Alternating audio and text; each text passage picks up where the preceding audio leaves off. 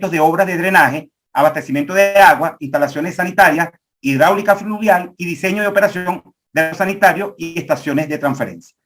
Bienvenido, ingeniero José Miguel Divazón. Adelante, tiene la palabra. Muy buenos días a todos. Gracias por la invitación a participar en este foro. Un foro que está abordando la deuda pendiente en todos los ámbitos de la infraestructura del país, haciendo énfasis en aquellas que por su condición e importancia consideramos que deberían de desarrollarse en el corto plazo.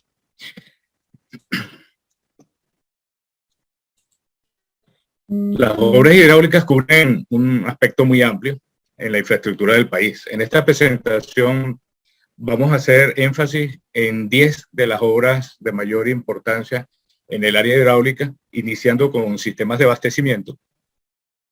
Seguiremos con plantas potabilizadoras, con obras de saneamiento y culminaremos con sistemas de riego.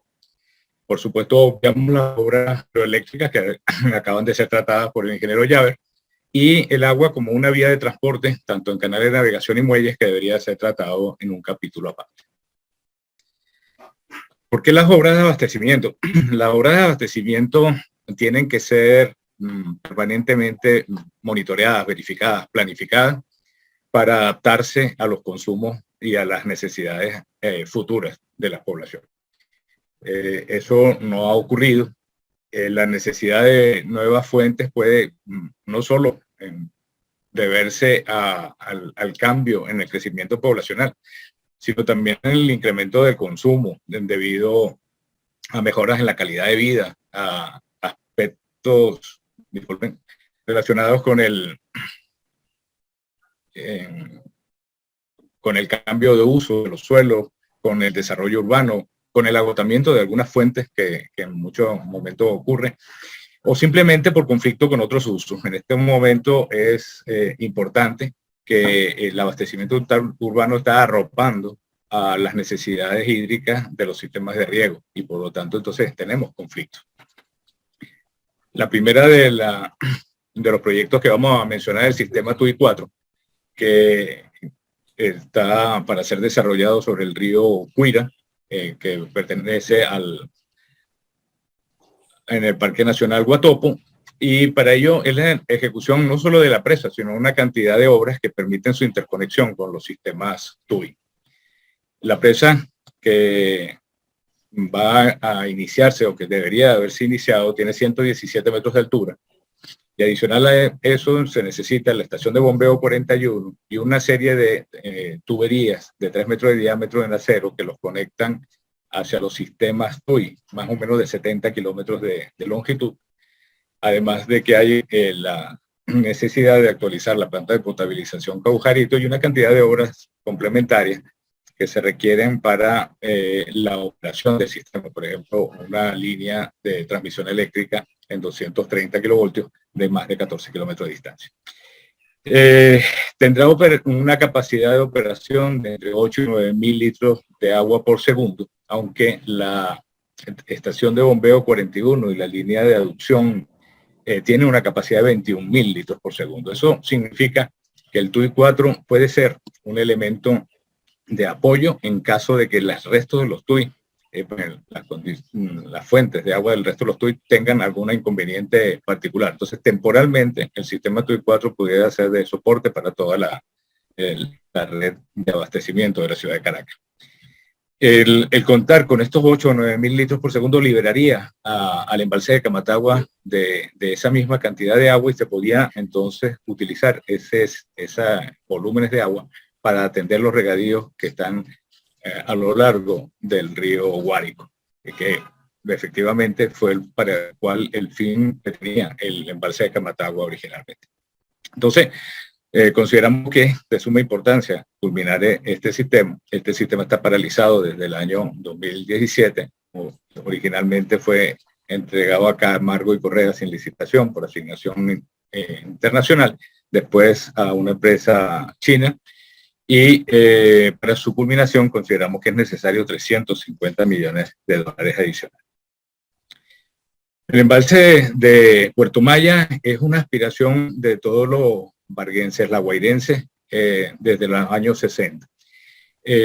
Ha sido objeto de numerosos inicios, pero lamentablemente cuando se parecía que iba a ser un inicio definitivo, formal, en el año 99, una vez que se culmina la licitación de las obras y la gana el consorcio Vial Paguela, ocurre en los efectos climáticos de ese año que afectaron muchísimo al litoral central, pero que también condujeron a la ruptura de la presa del Guapo, por lo cual su financiamiento fue reconducido hacia la reconstrucción de la presa y paralizadas las obras. Es necesaria su construcción. Ella permitiría abastecer al litoral central con 750 litros por segundo. Esas aguas irían a la planta potabilizadora Picure y desde allí se atendería por lo menos a la parte occidental del litoral sin mayor inconveniente. Se estima que tan solo se logró un 5% de avance en la construcción de las obras y se necesitan 57 millones de dólares adicionales para su culminación. Dentro de este monto es necesario reconstruir la planta potabilizadora Picure, que por problemas geotécnicos en este momento está paralizada. El sistema hidráulico de Yacambú, ya lo decía el doctor Orpez Kumar, es una de las obras que más años tiene construyéndose, desde el año 77 para acá. Se estima que se han invertido alrededor de 1.200 millones de dólares desde su momento, 800 de los cuales han ocurrido en los últimos 20 años. Sin embargo, está inconclusa. El proyecto incluye, además de la presa Ochoa Pail de 162 metros de altura, la construcción de un túnel de trasvase de 24,3 kilómetros de longitud, que ya está perforado, pero necesita el revestimiento interior para poder funcionar de manera segura y traspasar entonces el agua hacia el Valle de Quibo. Se requiere tan solo en el sentido de que ya se han invertido 1.500 millones de dólares, 120 millones de dólares adicionales. Pero lo importante es esta obra es que ha tenido muchísimos inicios y unas paralizaciones muy dilatadas en el tiempo que nos llevan a la conclusión de que lo que necesitamos es voluntad política y una inyección de dinero acorde a lo que se requiere y en el momento oportuno. El embalse de Dos Bocas se construirá en los ríos, la confluencia de los ríos Bucaral y Yacambú, justo donde nace el río Caribe. Este embalse ha sido solicitado muchísimo, sobre todo por el Estado portuguesa, porque le daría la oportunidad de abastecer a la población de Acaribo Araure y además, por su ubicación, favorecería mucho el abastecimiento de la ciudad de Barquisimeto, por lo cual parte del agua que se genera en Yacambú Quibo podría ser reconducido también hacia aumentar las áreas regadas en el Valle de Quibo. El embalse fue otorgado a la empresa Texeira Duarte, la cual en su informe anual del año 2008 informa la contratación por parte del Ejecutivo Nacional de la primera fase de construcción de este trabajo. La primera fase incluía una vía de comunicación que permitía el acceso hasta el sitio de la presa y hasta la planta potabilizadora de Camburito, la construcción del túnel de desvío para poder ejecutar las obras y el diseño definitivo de la presa. Tan solo se invirtieron 55 millones de dólares en eso, básicamente en la vialidad, y se paralizaron las obras desde aquel momento a la fecha. Se requieren entonces 529 millones de dólares adicionales que podrían desarrollar muy bien la parte occidental de los llanos altos de Venezuela, incluyendo Portuguesa, Cojedes y eventualmente hasta el estado de Yaracuy. Entonces, esta podría permitir un buen desarrollo de esa zona de la región. Bien, ahora vamos a hablar un poco de las plantas potabilizadoras. La planta potabilizadora es sumamente importante porque ellas garantizan la seguridad sanitaria hídrica de la nación. Los problemas sanitarios generados por una mala condición de la calidad del agua son pueden ser de mucha repercusión en el país y por lo tanto las plantas potabilizadoras tienen que ser monitoreadas permanentemente. Entonces, ¿por qué vamos a tocar las plantas potabilizadoras? Bueno, en primer lugar, ellas requieren en algunos casos ampliación porque la demanda crece y entonces se requiere la ampliación de las plantas para poderlas potabilizar las aguas atendiendo a la demanda creciente. Pero en otros casos porque cambia la calidad del agua de la fuente. Eso ha sido muy hablado, muy estudiado, sobre todo en la parte región central del país, donde las obras de Paupachincha, por la balsa y el embalse de Camatagua han sido afectados en su calidad y por lo tanto las plantas potabilizadoras deben ser de alguna manera adecuadas a esas nuevas condiciones. Y por supuesto, en el tiempo la actualización tecnológica es necesaria. Como consecuencia de un proyecto que se desarrolló por Hidroven con Aguas de Barcelona, se analizaron 144 plantas de potabilización en el país y se llegó a la conclusión de que solo una, la planta de potabilizadora Amana, estaba bien, que estaba funcionando adecuadamente. Eso es un índice de la calidad tan baja que estamos recibiendo los venezolanos en nuestros hogares y por lo tanto hay que inmediatamente atenderlo. Como consecuencia de ese proyecto, la CAF, Corporación Andina de Fomento, otorgó a Venezuela 2 préstamos, que sumado dando $150 millones para por lo menos mejorar las 7 principales plantas del país. Perdón, las plantas involucradas son la Alejo Zuluaga en el estado Carabobo, la Alonso de Ojeda, que también denominada Planta C en el estado Zulia, la Güerita, la Mariposa y Caujarito en el estado Miranda, Planta Cordero en el estado Táchira y la planta de Turimiquiri en el estado Sucre. Una vez estas plantas lleguen a estar en condiciones adecuadas de funcionamiento, tomando en cuenta la visión que se tiene de ellas, podríamos garantizar que hay 46.500 litros por segundo de agua, suficientes para atender 13 millones de personas con calidad adecuada como para poder ser distribuida hacia la población. Entonces es de suma importancia terminar este programa de rehabilitación. Este programa de rehabilitación se considera que va a costar $500 millones. En este momento ya tienen préstamos por 250 millones de euros. Solo se han otorgado parte de este dinero, más o menos 50% está comprometido y 30% erogado, y hasta este momento solo se ha intervenido las plantas de Alejo Zuluaga, Alonso de Ojeda y la Mariposa. Todavía faltan 4 que deberíamos de empezar a trabajar en ellas. Las obras de saneamiento. En esto debemos de estar claros de que si Venezuela quiere ser un país respetuoso del ambiente, deberíamos de enfocarnos en el desarrollo de las obras de saneamiento integral.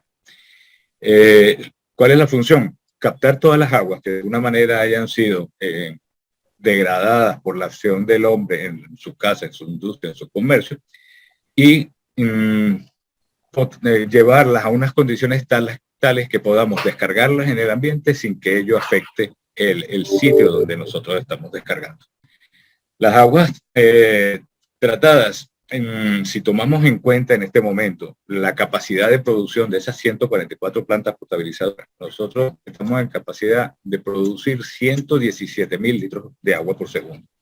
Si consideramos que el 80% de ellas retorna hacia las partes iniciales y que tan solo está tratando en este momento 20% del agua servida, entonces nosotros estaríamos haciendo un número muy básico, que cada segundo nosotros estamos vertiendo 75.000 litros de agua no tratada al ambiente.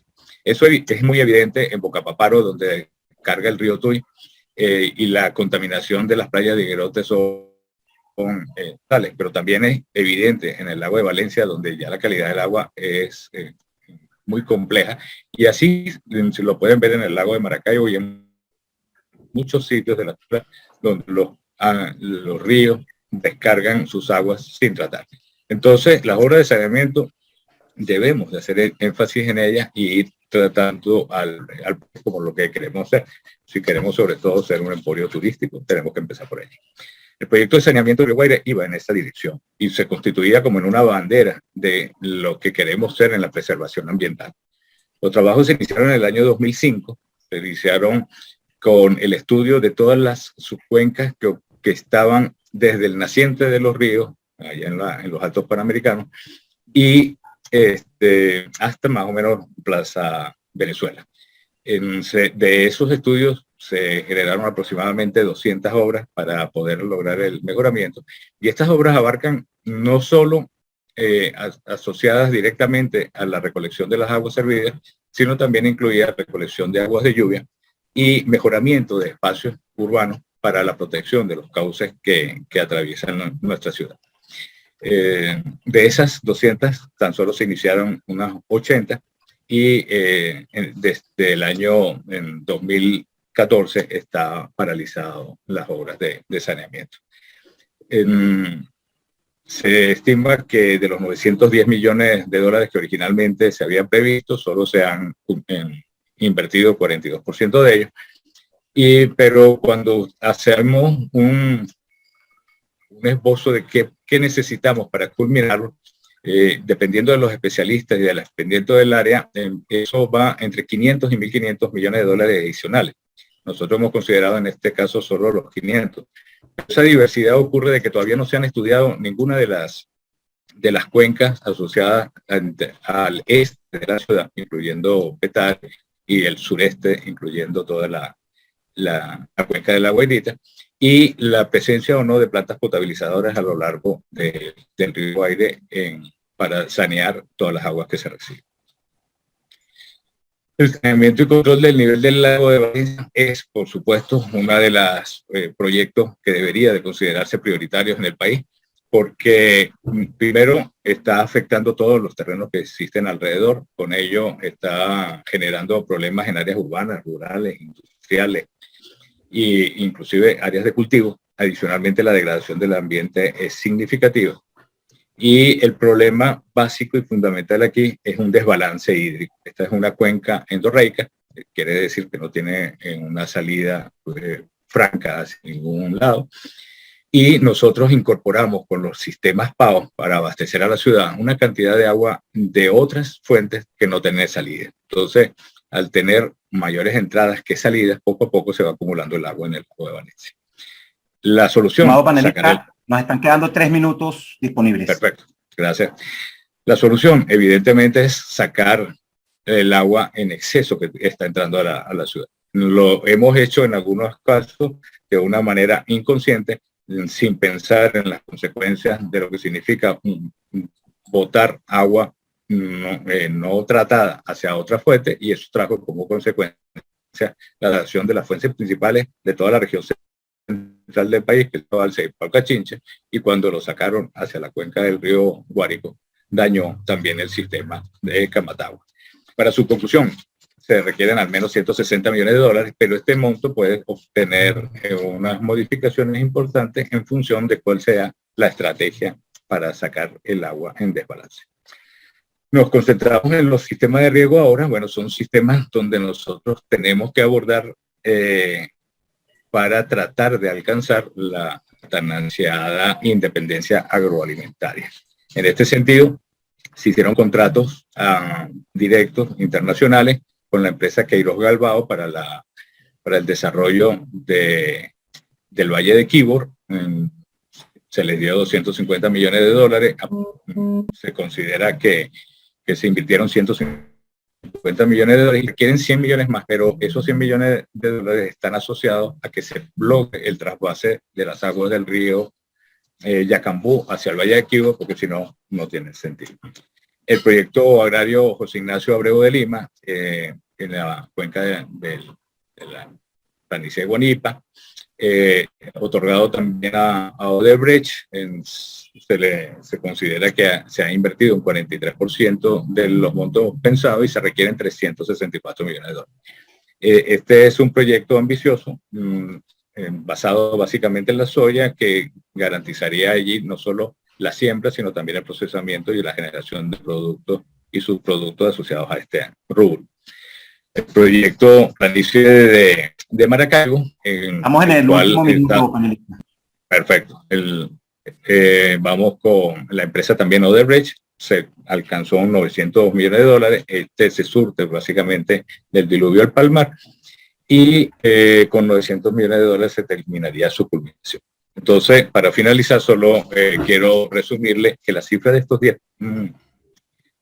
proyectos imprescindibles para lograr el desarrollo en varios sectores del país son de $3.530 millones, los cuales podrían venir de préstamos internacionales, sobre todo los asociados a potabilización y saneamiento, mientras que los otros podrían venir de asociaciones público-privadas o inversiones privadas, pero siempre dentro de un marco regulatorio y dentro de unas confianzas que en este momento el país no tiene.